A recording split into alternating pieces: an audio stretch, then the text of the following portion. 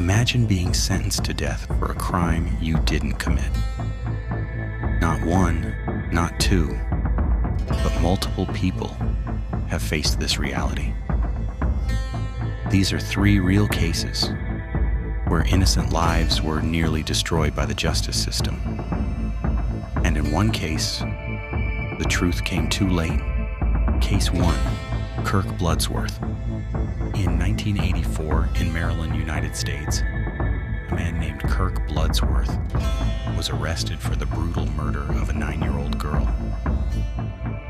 There was no physical evidence linking him to the crime, but eyewitness testimony was enough. Kirk was convicted and sentenced to death. He sat on death row waiting for his execution. Years passed, but he never stopped claiming one thing: I'm innocent. Then, in the early 1990s, something changed. DNA testing, a technology not available during his trial, was finally used. The results were clear. The DNA didn't match Kirk Bloodsworth. In 1993, after nearly a decade behind bars, he was released. Kirk Bloodsworth became the first person in the United States to be exonerated from death row using DNA evidence. But not everyone was as fortunate. Case 2, Anthony Ray Hinton. In 1985, in Alabama, Anthony Ray Hinton was arrested for 2 murders.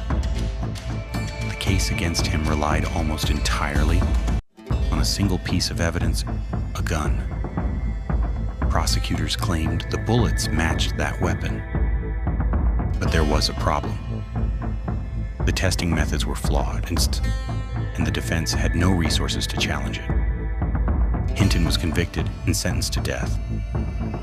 He spent nearly 30 years on death row. 30 years waiting to be executed. Birthdays passed. Family visits faded. Hope slowly disappeared.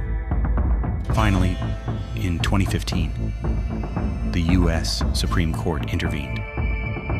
New forensic testing proved the gun evidence was completely unreliable. There was no link between Hinton and the crime. After 30 years, he walked free. But as he said later, the sun does shine, but it doesn't shine the same. And then there's a case where justice never had a chance to arrive. Case 3, Cameron Todd Willingham. In 1991, in Texas, a house fire killed 3 young children.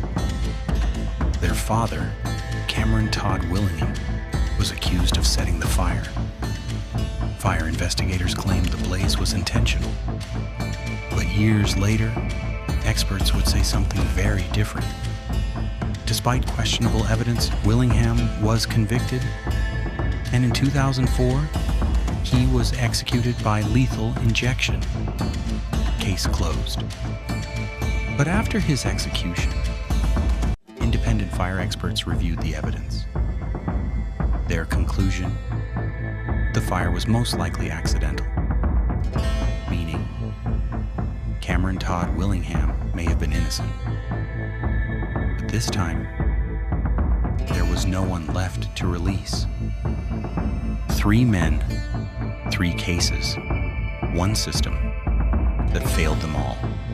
One was saved by science, one by time, and one not at all.